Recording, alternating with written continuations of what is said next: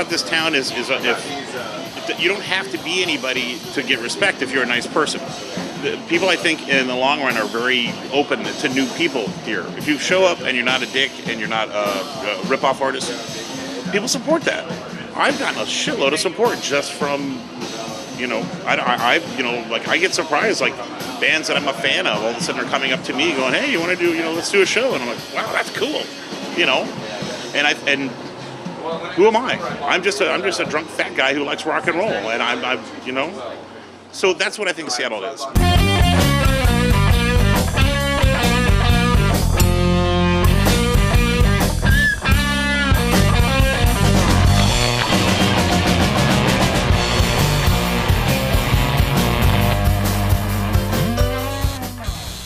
Most of the bands around here that I play with, even my band, there's probably about 20, 25 people in the whole scene, and everybody's in a band. Everybody shows up to see everybody's band.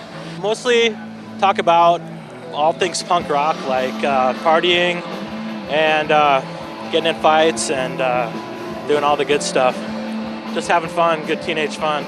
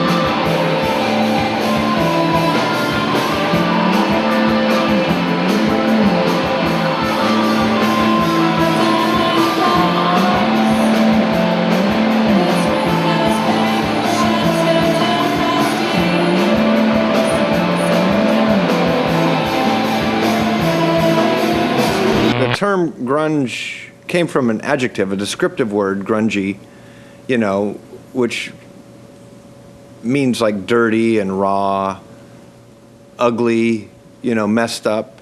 And by the time that got applied to, the bands that were signed to major labels and put out these well-produced records, the word doesn't really match the music anymore, if that makes any sense.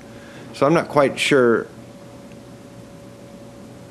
what it's supposed to mean or what a grunge band is, As far as Mudhoney's concerned, when we started, we thought of ourselves as a punk band, and we feel more akin to that. I mean, we feel like we're part of like a large underground punk rock tradition that, by the mid 80s, not just like leather jackets and spiky hair and stuff like that, but like, by the mid 80s, like a band like the Butthole Surfers was considered a punk rock band, and the Replacements, who were just kind of a bar band, really, but I mean, they're very different bands, but they're both in the same wider general category, and that's kind of where I think we fit into things.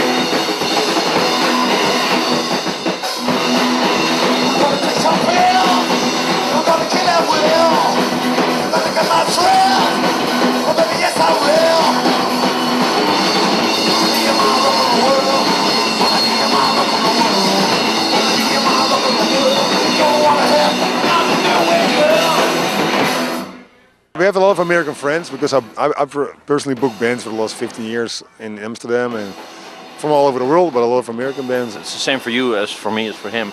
At least 3/4 of a record collection is from the States. Yes.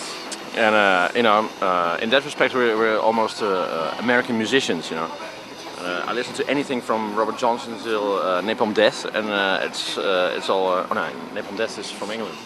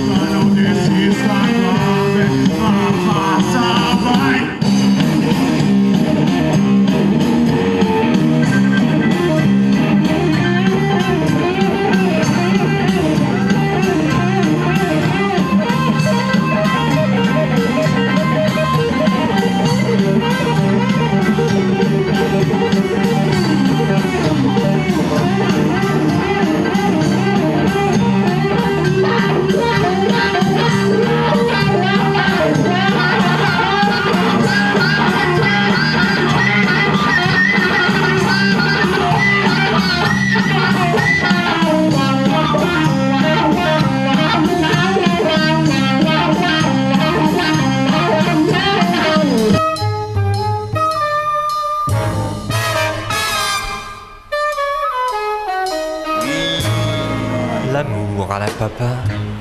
Dis-moi, dis-moi. Bem-vindo ao Brasil, Messias de Nylon. Mordão sensual, meu fiel espião, finalmente. Vamos embora. País de merda. Que j'attends autre chose de toi. Ça fait des mois que ça dure. There was a period there where I was afraid that everybody was into DJs and pre-recorded music, that people didn't want to go out and actually see live music. And I do think that there's something to be said about the change in people's habits, just in terms of playing video games and computers. Like a lot of people aren't going out and interacting in public things at all. But there, you know, in terms of bigger changes, I don't know. I watch the reactions of changes. Like I say, I'm kind of a simple caveman. I just like loud guitars and basic rock and roll crap, and I do think that in the long run, that kind of stuff, there's the best stuff is always in small, smelly, divey clubs and basements and little hole-in-the-wall places. That kind of rock and roll thrives in those kind of environments. You know, at least to the point of just having fun and people can just show up and set up and play and have a couple drinks. So what's going to happen in the future? I don't know. You know, will that stuff keep going on? You know, as long as people like rock and roll, as long as there's electricity.